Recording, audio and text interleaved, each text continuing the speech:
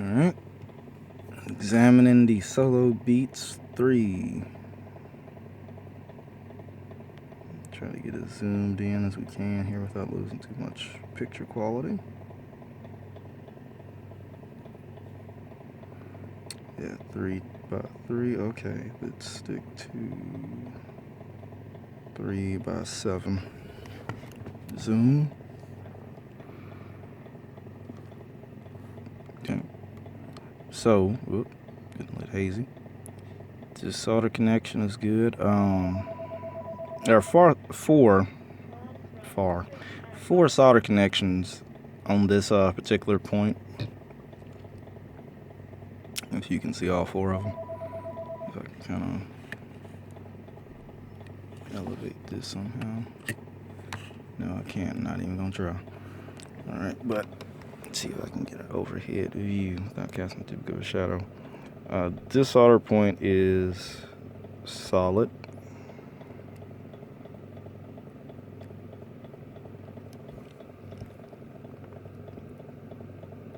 This one is as well. As is this one. Now this one I thought originally, if I can move this guy out of the way here. This one originally I thought might have been the cause of it, but it's not. It's fine. He's fine. He is also fine. So, whoops, got the camera. Go down. All four of these are fine. Which is surprising because if one of those were out, that would definitely explain why that connection is the way it is. But all three of them are fine. Well, all four of them, should I say. Now, if we go to the adjacent side over here, we can see that those two connections are also good.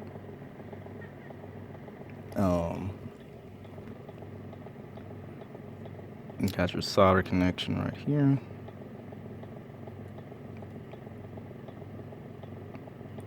And you got your solder connection right here. Now, with this connection, I don't know if you guys can see that or not, with that little blout right there, well, that's what I'm calling it. That's actually some of the glue that they use to hold the cords down, as like what's demonstrated right here. Now, what I'm gonna assume is they had this kind of like pressed against that, and it might have been glued down up in this area. Now, looking at this, I immediately thought this was going to be a problem, because that solder point, one, is red. That's not fucking natural. That's really not natural. The adhesive here is a different type of adhesive from this adhesive. Instead of it being clear, it's like this tar color, like a blackish tar. Now, I don't know what exactly made them change up the type of adhesive they were doing. Maybe they just ran out, or maybe they got some other explanation for it, but there's two different types of adhesive. Because at first what I thought might have happened was somehow this point burned out, and that made this solder point change colors. As you know, metal changes color when it's burned, and this adhesive just turns to a tar color as a initial side effect. But that's not the case. It's just the color of the tar. Now, looking into the actual eardrum of the headset itself, there's really no kind of damage. I thought this area here would have been a damaged spot, but that's really just the adhesive that they use, because you see I can peel that crap off. Same thing right here with the black wire adhesive. Going to the main cord, you know, that connects both speakers to one another. As you can see, it does have a number, and I do mean a number of creases, which means each one of these creases are a potential breakpoint in the wire. Now I went through and I individually put pressure on each one of these potential breakpoints, because whenever the customer would put pressure on the right earphone, it would temporarily work and then it'll cut back out. So I thought one of these points, if put under pressure, would have induced that scenario again, or reenacted that scenario. Didn't have any luck there. Now, when I did initially put pressure on the earphone itself, it did kind of reenact it, but the sound went out and I was never able to reenact it again. So I really would say there's something wrong with one of these solder connections, but there just isn't anything wrong with them. Now, there is a tiny daughter board that sits behind the Beats symbol, and I'll redisassemble this part of the headphone again. I'm sorry, I'm getting the hiccups. Again, to show you that daughter board. Now, the daughter board that sits behind here did have some a little bit of corrosion on it, which would suggest it did get wet somehow. My best guess is rain. Now, unless he was just, the customer just sweating profusely doing an exercise or something, and it got through the speaker and made its way through here somehow, then I'd be able to say, okay, yeah, maybe that was sweat. But I'm really gonna go with rain here. It rained, and somehow that rain creeped its way, into here, and then made its way down to the daughter board. But already cleaned it out, as I thought, hey, this may be the cause of it, and still doing the same thing. Now, it could just be permanent damage to that daughter board, or it might just be a bad chip, which still means it's permanent damage to that board. But I did some research, because I know with some headsets, if there's a problem with the left one, or the other headset, that does have some kind of side effect on the other headset. It's kind of like a butterfly effect. But with these, they're actually separate from one another. Even though the right one has the daughter board with the power button, and this one has the aux cord connector cable, they actually operate independently from one another. So, like, if I were to do something to this one, if I were to sever the connection from this one, that left one should, in theory, still work. Now, of course, it won't be able to function wirelessly anymore, because the right one is the one that has the battery pack built into it, and I'll show you that when I disassemble this part again. The left one does not. If it were to work, it would rely purely on pulling power through that aux cable from whatever device you got hooked up to, like per se your phone. But other than that, they do operate independently from one another, which I thought was cool, because usually that's not the way headphones work, or a headset, depending on which one you want to call it. But yeah, so I'm gonna go ahead and I'm gonna redisassemble this one again real quick. Kind of set the camera down. Wish I could hold it up while I'm redisassembling this thing, so I could show you the process. So I gotta be leaving to get my sister in a couple of minutes. Okay. Bop, boom, pow. Okay. And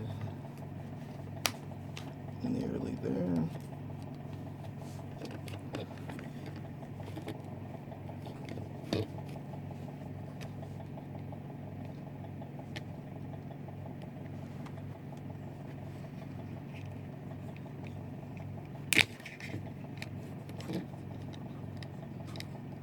Need to be keeping an eye on the time too, because I gotta be leaving out around like 3:15. It's probably like 3:20, knowing my luck.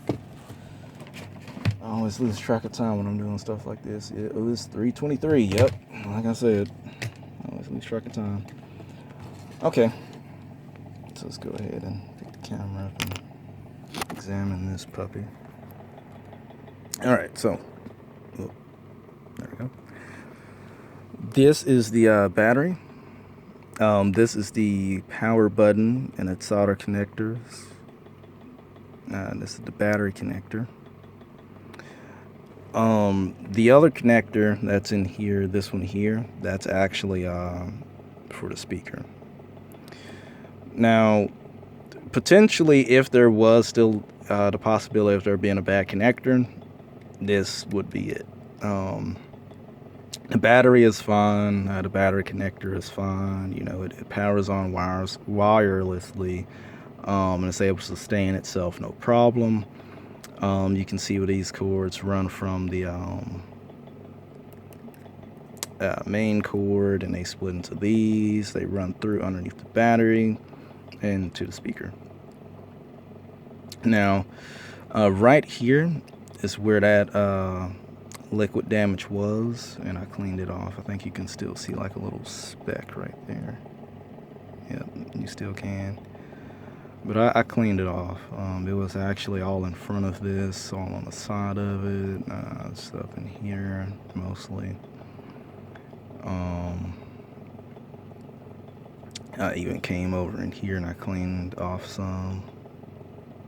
You kind of see where the stains are, like where it looks to be like a little more smoothness of a texture, you know, on the black plastic there. That's where corrosion was.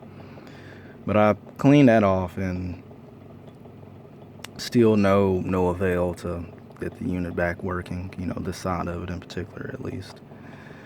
But yeah, broken down, disassembled twice. I examined the solder points. This will be the 5th time now.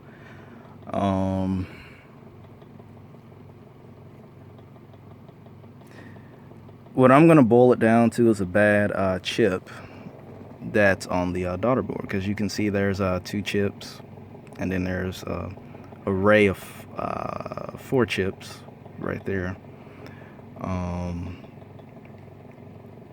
And that's what I'm going to boil it down to. There is something wrong with this daughter board, because the solder connections are fine. They're there. I don't see any breaks in the wires, you know, no part where the wires have snapped. Unless it is still somehow possible that there's a break in this somewhere. But, I mean, if there's a break in the main line up in here, honestly, you might as well get a whole new set of headphones, because even if I do repair this, it's going to snap loose again eventually. Now, if it would be up in here, you know, where this isn't bent or moved a whole lot, versus where this is bent and moved a whole lot, you know, to work its way free, here it wouldn't. It would be fine if it was in this area. Even if it was the solder points, I can solder it back in place, you know, that this part doesn't move that often, so it wouldn't be that big of a problem. But if one of these are gone, it's gonna go right back out, because this is supposed to be able to move, bend, and be, you know, just articulate in all kinds of ways. And if there is a break there, if I do, you know, repair it, it's gonna break again just from wear and tear again. But other than that, that's gonna be my final judgment on this. It's very unfortunate that I could not repair this one, because this is still a nice little project, but without me having a microscope to actually see, because it is still possible one of these solder points is damaged, but it's on a level that I cannot see it, because I actually took my solder iron and I went over not those two, but move this out the way. I went over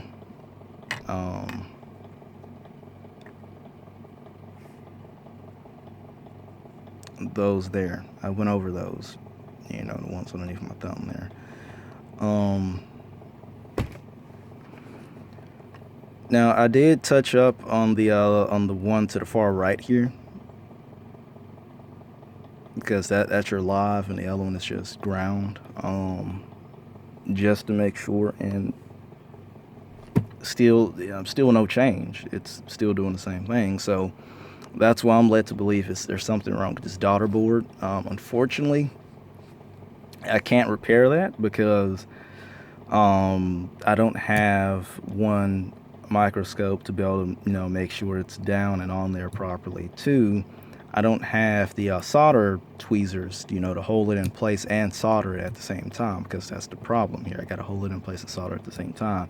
And the soldering iron I do have, it's one of those larger ones, so it'll probably melt this chip in the process of me trying to put it in place. And if I use the heat gun, of course, it's going to spread heat all over the place instead of focus it in one area. Look up the screen for a A70 and see how much it's gonna be.